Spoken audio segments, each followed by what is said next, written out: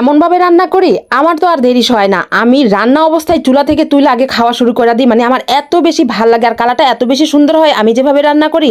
আপনারা কিন্তু এভাবে একবার ট্রাই করে দেখবেন। আর এর জন্য কিন্তু দেখেন আমি কত সুন্দর সুন্দর আমি মাংসগুলো নিছি। আর এই মাংসগুলো কিন্তু রান্না করলেও কিন্তু অনেক বেশি স্বাদ লাগে।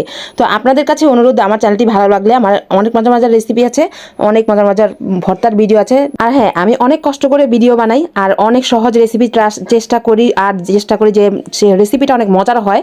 তো সেভাবে চেষ্টা করি। ভালো লাগলে একটা সাবস্ক্রাইব করে দিবেন আমার চ্যানেলটিতে।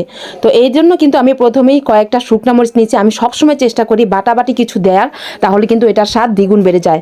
আর এই জন্য কয়েকটা শুকনা মরিচের সাথে একটু আস্ত জিরা নিয়েছি, তারপর একটা বড় এলাচি নিয়েছি, গোলমরিচ আর একটা লবঙ্গ নিয়েছি, 3-4টা লবঙ্গ নিয়ে একটু জয়ফল জয়ত্রী নিয়েছি। জয়ফল কিন্তু পুরাটা না, আস্ত না, একটু মানে 4 ভাগের 1 ভাগ নিয়েছি। তারপর এগুলো একটু ভিজিয়ে রেখেছিলাম, ধুয়ে দেয় ভিজিয়ে রেখেছি।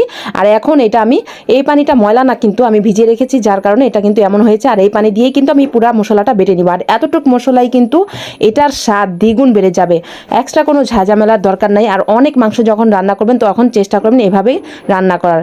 মাংসগুলো যেহেতু অনেক বড় পিস পিস, তো আমি একটু ছোট করে কাটার চেষ্টা করছিলাম। খুব ভালো লাগতাছিল। তো রোদ নাই, কিছু নাই, একটু রান্না করতে ভালো লাগতেছিল, হালকা হালকা রোদ। তো যাই হোক, এদিকে মাংসগুলো সুন্দর করে কেটে কাটে ধুয়ে নিচ্ছি। মাংসগুলো এত সুন্দর পরিষ্কার যে এগুলো আর 3-4 ধোয়া লাগবে না, 2 ধোয়া দিলেই হয়ে যাবে। একদমই ময়লা নাই, কিচ্ছু নাই, ফ্রেশ মাংস। গরুর মাংসটা আমার এভাবে অনেক বেশি ভাল লাগে। তো আপনারাও এইভাবে ট্রাই করবেন। তারপর দেখেন এই যে আবার রোদ উঠে পড়েছে। তো আমি কয়েকটা আস্ত এলাচি, দারচিনি, তেজপাতা, তারপর একটু লবণ দিয়ে হলুদ মরিচ বেশি বেশি করে দিচ্ছি। মরিচটা একটু কম দিব যেহেতু আমি ওইখানে কিন্তু মরিচ বাটাটা দিয়েছি, এই জন্য আর কি। আদা রসুন বাটা বেশি করে দিয়ে দিচ্ছি পরিমাণ মতো। আদা রসুন বাটা দিয়ে তারপর আমার কাছে একটা রাঁধুনি মানে গরম মশলা, যে গরুর মাংসের গরম মশলা গুঁড়া ছিল সেটা দিয়ে দিচ্ছি। চাইলে আপনারা যে কোনো গরম মশলা গুঁড়া দিতে পারেন, না চাইলেও সমস্যা নেই, কারণ যেহেতু এটা বাটা মশলা দিচ্ছি। আর বাটা মশলা আমার পুরাটা লাগবে না, আমি এখান থেকে অর্ধেক দিয়ে দিচ্ছি। পরিমাণ মতো তেল দিয়ে দিচ্ছি, তারপর পেঁয়াজ দিব। প্রথমে অল্প একটু পেঁয়াজ দিয়ে ভালো করে মেখে নিচ্ছি, তারপরে আরও পেঁয়াজ দিব। আবার সবাই ভাববেন হয়তো যে এত কম পেঁয়াজ, না, আমি আরও পেঁয়াজ দিয়েছি, বেশি বেশি পেঁয়াজ দিব যেহেতু অনেক মাংস, এখানে মিনিমাম 5 কেজির মতো মাংস, 5 কেজির হয়তো একটু বেশি হবে এরকম। তো যাই হোক, এত সুন্দর একটা গ্রান বের হচ্ছিল, গ্রানেই মনে হচ্ছিল যে এটা খেয়ে ফেলি। তো এভাবে কিন্তু কোরবানির যে মানে একটা স্বাদ, গ্রান সবটাই কিন্তু চলে আসে। দেখেন কি সুন্দর একটা কালার এসেছে, মানে কি বলবো, আমি যে হাতে মাখছি মনে চাইছিল যে আমি কাঁচাই খেয়ে ফেলি। তো কাঁচা তো আর খাওয়া যাবে না, রান্না করতে হবে। তো কষানো মাংস থেকে আমরা কিন্তু কয়েক পিস অলরেডি খেয়ে ফেলেছি। কষানো মাংস তো আর হাত ছাড়া করা যায় না। আর ধোয়ার কারণে হয়তো ভিডিওটা দেখা যাচ্ছে না, সামনে অবশ্যই দেখবেন, পুরো ভিডিওটা দেখা যাবে। এই তো আস্তে আস্তে যখন ধোয়া চলে গেছে তখন কিন্তু পুরো ভিডিওটা ক্লিয়ার হয়ে গেছে। এই দেখেন কালারটা, দেখেন কি পরিমাণে সুন্দর হয়েছে কালারটা, এত ভালো লাগতেছিল। আমরা কিন্তু মানে কি বলবো, প্লেট নিয়ে হাজির হয়ে গেছিলাম অলরেডি সবাই খাওয়ার জন্য।